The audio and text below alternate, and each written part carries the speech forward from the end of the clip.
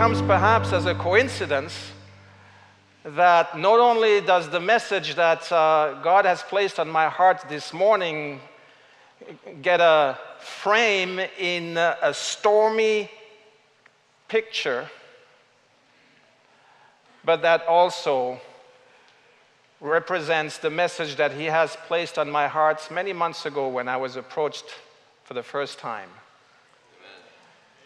But it is certainly a message that we should all take to heart.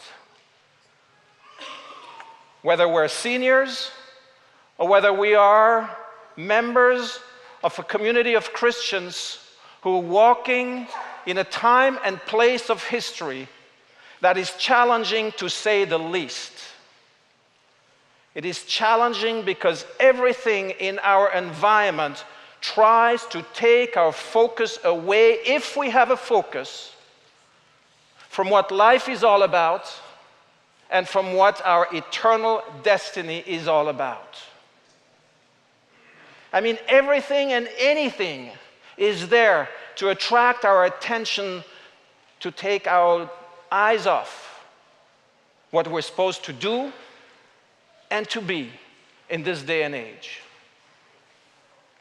I turned off my phone a moment ago because I did not want to be disturbed by a ping or a message that would all of a sudden take my focus away from what I'm supposed to be doing up here. And I trust that my focus will remain where it's supposed to be, which is on the Word of God and what Jesus has done for us. And of course, I hope and trust that this congregation here, as well as the seniors who are sitting with us today, have done the same thing. Turn your phone off for just a few minutes, if you will, and try to concentrate on what lesson might be in the next few minutes. And by the way, I want to thank very much Pastor Chad and Jessica Moon for the wonderful words that you have addressed to our young people this morning. Love you. Thank you. I could almost leave it at that, because those words were powerful enough for us to have something to go back home and think about. But this morning I want to take you to a story in the gospel, which is a very well-known story. It's the story that is captioned, Jesus walks on the water. And I actually started to expound this story this morning with the first congregation at 9 o'clock, starting with the account of the story in Mark chapter 6. And what I found out when I looked at Mark chapter 6 was that, contrary to my expectation, which is that Mark's story, Mark's gospel, is actually Peter's gospel, meaning that Peter told this story to his young friend Mark, and that is, a pretty broad consensus among Bible scholars. Contrary to expectations, the story of Peter walking on water is not in Mark's gospel. And we may wonder why. Maybe he was just too embarrassed by that story. Maybe he didn't want to, do what he did when he stepped out of the boat, which was to, play the big guy who is afraid of nothing, because he had learned better. But Mark's story is an interesting story inasmuch it gives us a very succinct plan of action that Jesus unfolded as he launched a rescue action for his disciples who were at loss on a stormy sea. And I'm just going to summarize what I said this morning, and then we will pivot to the account of Matthew, and there we will find Peter in all his glory. So let me just summarize in 5 steps what takes place in Mark's account. Mark tells us that Jesus went up to pray. Mark is someone who loves action.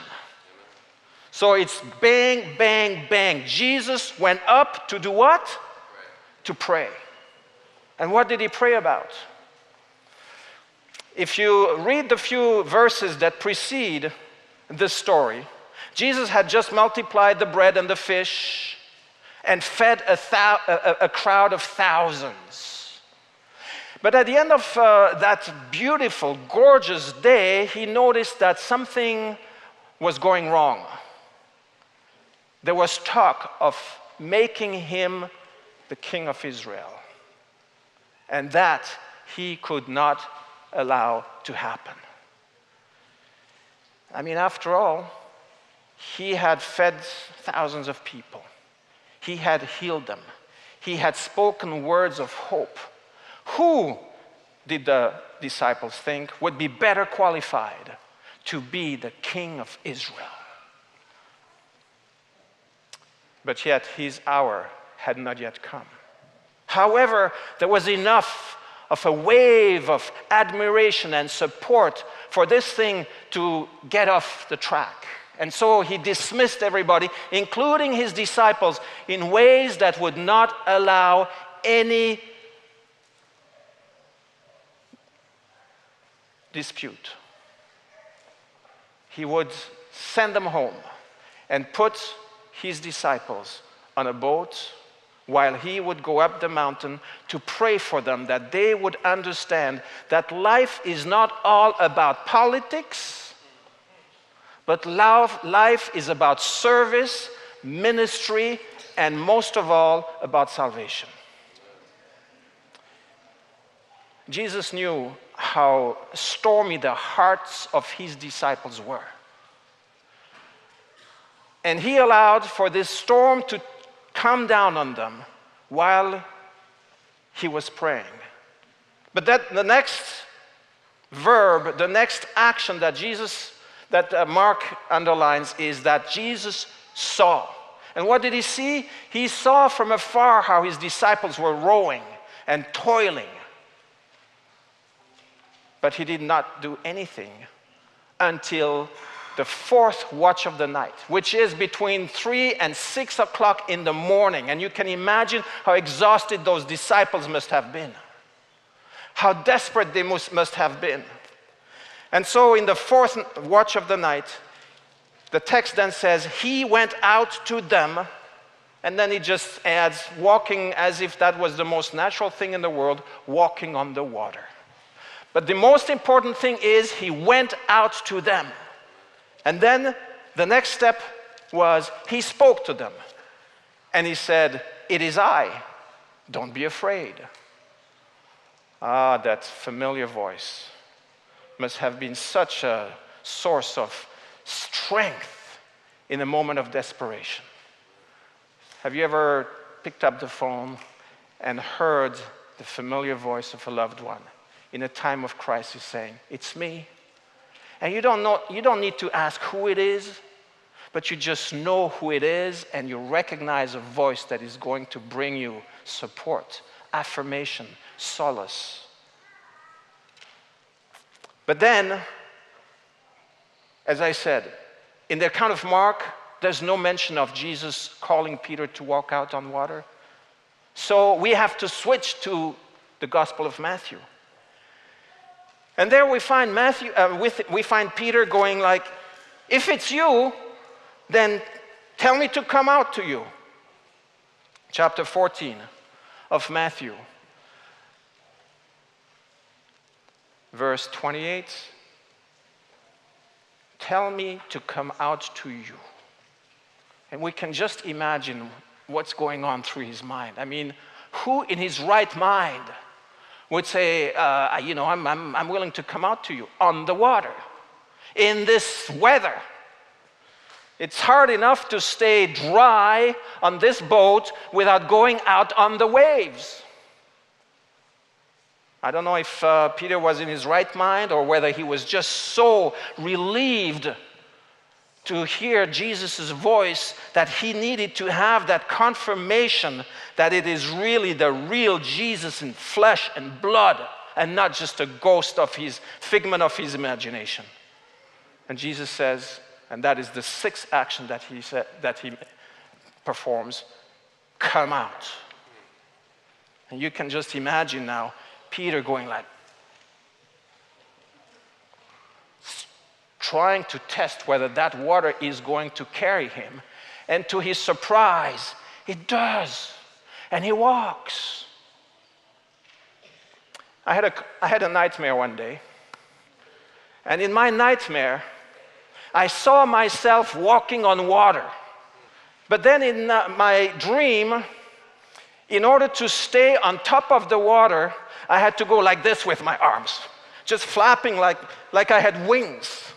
And of course, the more I walked, the faster I had to flap because I just started to feel myself sinking. And I had that sinking feeling that eventually woke me up.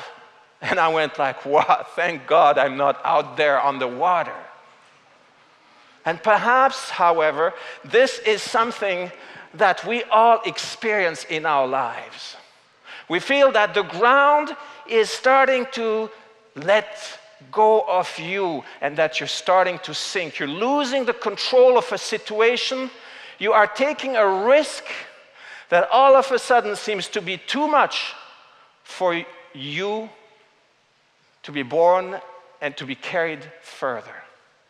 Now, class of 2019, you are going to have to step out of the boat at some point in the near future. That boat is the security of your family home. You will have to decide on what path to take, and it may all look very stormy in your life as you try to make those decisions. You may have to take risks that may overwhelm you. And in fact, the whole experience between now and the time you graduate from high school and further beyond the time that you graduate from college may very well be an experience that is going to be stormy. I certainly remember mine, and I remember that shortly before graduating from college, I had a senior leader of the church who crossed my path on the campus of the college, asked me, "So Claude, how was your experience here?" And my short and laconic answer, which he quoted in the graduation address that he gave the next morning, was, "It was like being in a storm in a teacup." This is what it is when you're young. It is like you're in a storm of all kinds of feelings and ideas and young people coming and going in your lives, friends, one day, defriended the next day.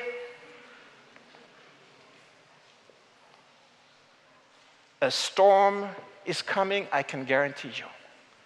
And you may just be starting to feel the breeze, picking up pace as you have to think more and more about what's coming, and you're not sure whether that ground is going to hold you.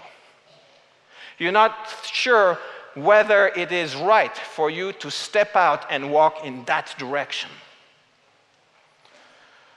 Well, if the story of Peter is in the Bible, it is to give us courage. Because if Jesus called Peter out, it was not to set him up for failure. If Jesus called Peter out, it was not to let him sink after a few steps, but it was to show his kindness to him. However, it could not be before Peter realized his own need that he could stretch out his hand. And then the seventh and last action that Jesus did was to grab hold of him and climb into the boat. And as soon as he was in the boat, the winds abated, and calm returned on the lake. And I think there is an amazing story here of perfection. Jesus had undertaken an action to save his disciple that was to end up in what? In peace. Peace. Rest. Class of seniors, you are going to step out of the boat soon. And the question is, what is your focus going to be?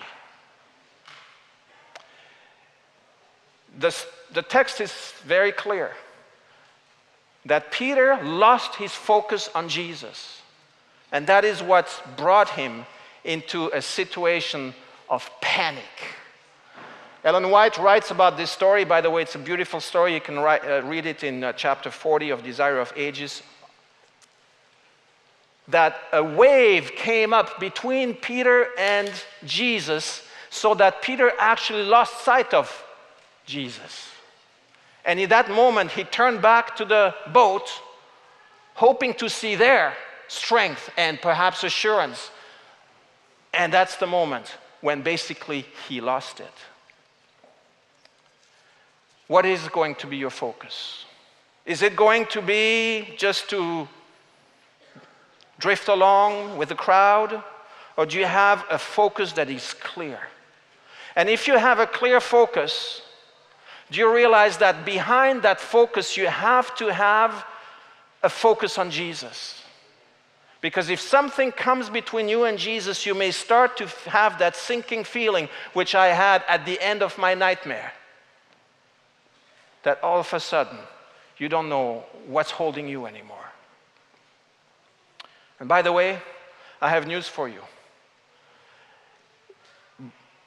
Stepping out of the boat is only the beginning of a long, long race.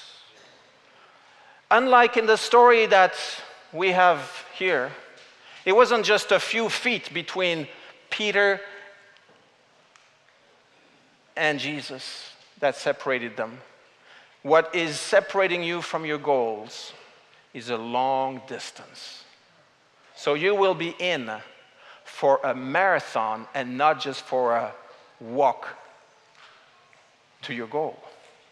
A marathon. It will require endurance, perseverance, determination, strength, and discipline. Let me tell you something about a marathon specialist whom I had the privilege to meet a few years ago. I don't know if you may recall the 2012 London Olympics. Anybody is a fan of sport here watching the Olympics? There are a few. I was watching on Sunday morning the end of the marathon race in London. And there were two guys in front of the race. There was one man from Kenya who was at the top of the race, and another man from Uganda just behind him. And they had kept a steady pace, going and going, until all of a sudden, 26 seconds before reaching the goal, the man from Kenya was taken over by the man from Uganda and lost the opportunity to win the gold medal. But something unusual happened.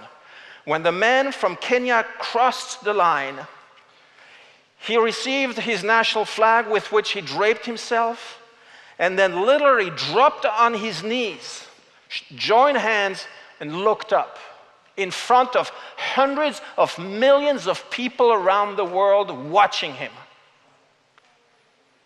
And I thought, wow, this man must be a Christian. And what a strength and what courage to witness of his faith in such a way at the end of a long race which he lost. And time went on until a few months later, I heard through the grapevine that this Kenyan man who goes by the name of Abel Kirui, Kirui, is actually a Seventh-day Adventist. And now I kind of understood why this man had the strength, in spite of an exhausting race, and in spite of losing it, of dropping on his knees to thank God for what he had been able to accomplish.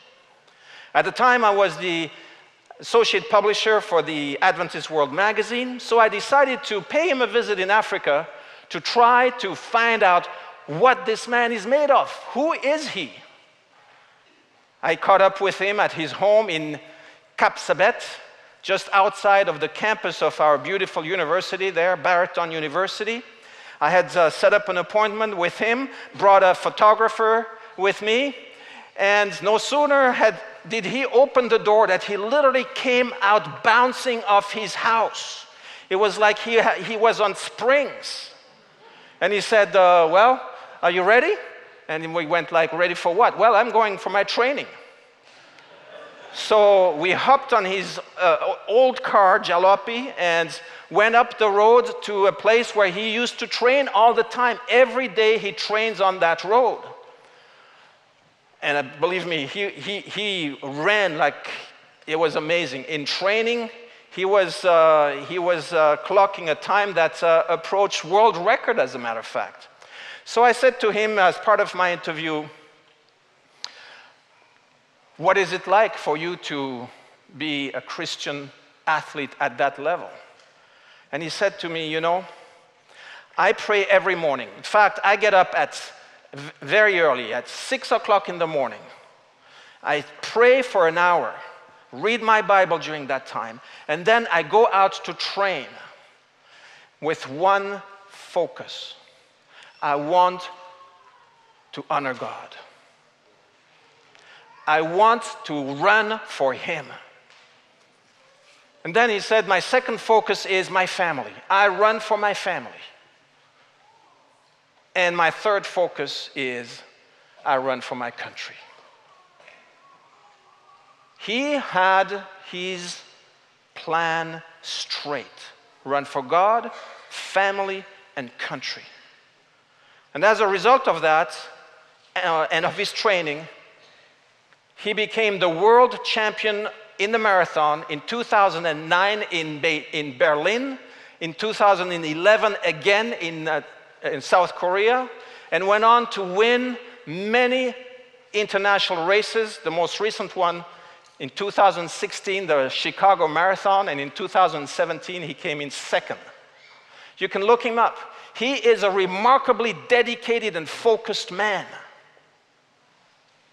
And he doesn't forget that he is there to witness for Christ. So much so that he told me that several years ago he had befriended a young female athlete in the training camp that the Kenyan government maintains for athletes.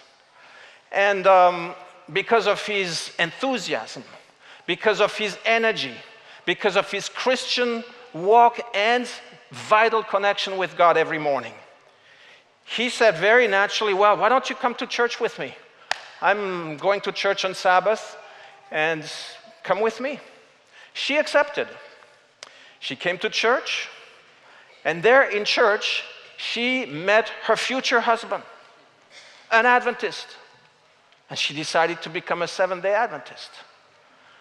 And those two decisions, getting married and getting baptized in the church, provided a foundation for her life, which made her an international athlete in her own right. She also won the silver medal in London in 2012 and has won many international marathons, the most recent one in New York, the New York Marathon in 2016, I believe. Her name, if you want to look her up, is Priska Jepto.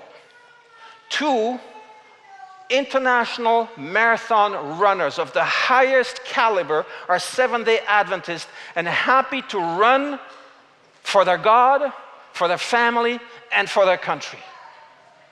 They have their focus straight. Of course, they go through ups and downs, as every athlete must. Sometimes they suffer an injury that puts them out of commission for a few months. Sometimes they don't get the right training or the right food, and so the victory in the race slips away. But they have their focus right. And I pray and trust, young people, seniors of 2019, that as you will step out of the boat, you will stay with your focus on Christ. And everything else will take care of itself. He will give you that strength. He will give you that protection. And He will give you the victory at the end of the race. Remember, it's not just a short walk. It is a marathon. You are on it now. You have another 8 months until you graduate. And I know that these 8 months are going to challenge you.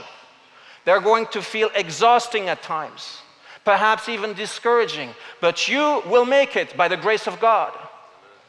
And over beyond that, you will engage into another race, which this time will take you 4 years. And if all goes well, and if you stay focused, you will make it to the finish line as well. As for our church today, may we also stay focused on what matters. Let us not mix up our priorities. And it's so easy to do. So easy to be distracted by the politics of the world, by the politics of the church, to the point of being so discouraged as to say, hey, who needs this? I'm just going to stay home. I don't need to come back to church.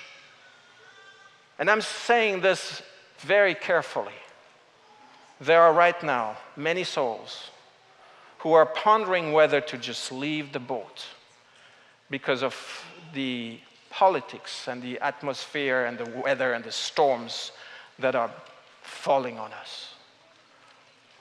For those of us who watch us from afar and who may be wondering what to do after, you better stay focused on what really matters, which is Jesus, your Savior, and not whatever waves of disappointment may wash over you as you try to find your way on the stormy waves. May we all remain faithful with the focus that Jesus invites us to have. His eyes are on us. He watches us. So let us think also of watching Him and keeping our eyes on Him.